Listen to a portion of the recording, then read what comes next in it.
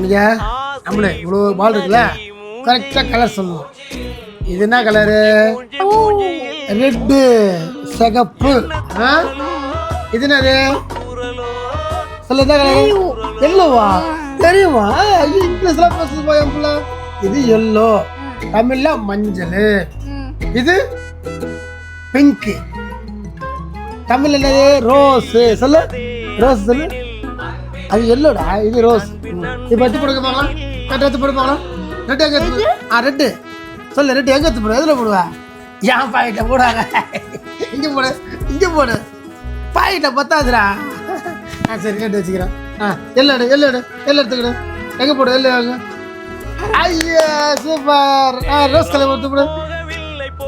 அதே போடு போடு போடு போடு. யாரும் இல்லை, போடு போடு போடு. சூப்பரு.